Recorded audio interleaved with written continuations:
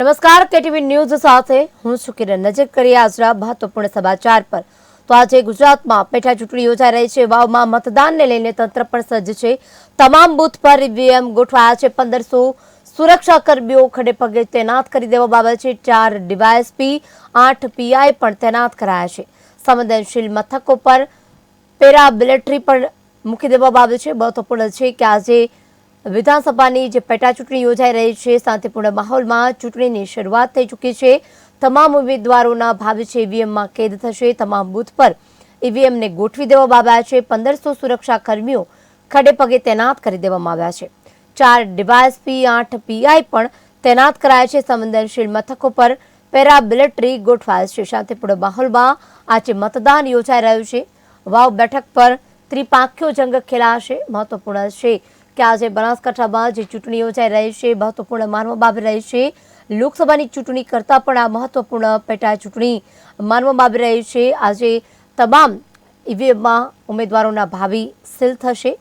ભાજપના ઉમેદવાર, કોંગ્રેસના ઉમેદવાર, આ સાથે જ અપક્ષ ઉમેદવાર એટલે કે ત્રિપાંખીયો જંગ અહીં આજે ખેલાવાનો છે। ખરાખરીનો જંગ આજે ખેલાશે। સાંજ સુધીમાં તમામ લોકોનું ભાવિ ઈવીએમમાં કેદ થઈ જશે। વાવમાં મતદાનને લઈને તંત્ર સજ્જ છે। તમામ બૂથ પર ઈવીએમ ગોઠવી દેવામાં આવ્યા છે। 1500 સુરક્ષાકર્મીઓ ખડે પગે તૈનાત કરાયા છે। ભાજપના ઉમેદવાર, કોંગ્રેસના ઉમેદવાર તમામ તેમજ અપક્ષ ઉમેદવાર છે તે આજે ચૂંટણી લડશે। વાવના પેટા ચૂંટણીના કોંગ્રેસ ઉમેદવાર છે ગુલાબસિંહ રાજપૂત, આ સાથે જ ભાજપના ઉમેદવાર તરીકે સ્વરૂપજી ઠાકોરે ઉમેદવારી નોંધાવી છે। વાત કરી જો અપક્ષની, તો અપક્ષના ઉમેદવાર તરીકે માવજી પટેલ પણ મેદાને છે। ત્રણેય વચ્ચે ખરાખરીનો ખેલ ખેલાવાનો છે। અહીં એક વાત પણ મહત્વપૂર્ણ છે કે આજે જે મતદાન થવાનું છે તે મતદાન પૂરજોશમાં થઈ રહ્યું છે। તમામ બૂથ પર અત્યારે ઈવીએમ ગોઠવાઈ ચૂક્યા છે।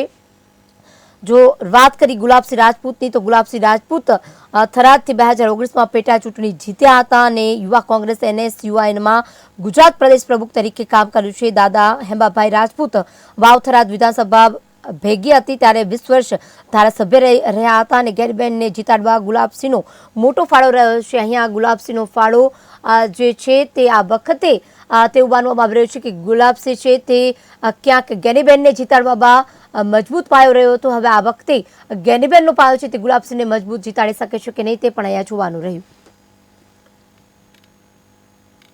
પોલીસ ડિપાર્ટમેન્ટે પોતાની સંપૂર્ણ તૈયારી કરી લીધી છે।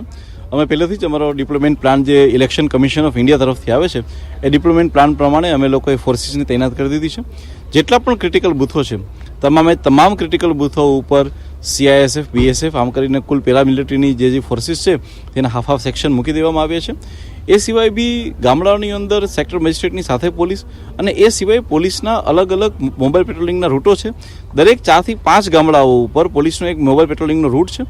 આ સિવાય અમારા 4 પોલીસ સ્ટેશન લાગે છે અને 4 પોલીસ સ્ટેશન ઉપર ડીવાયએસપી કક્ષાના અધિકારીઓ, PI, PSA કક્ષાના અધિકારીનું સુપરવિઝન બી રાખવામાં આવ્યું છે।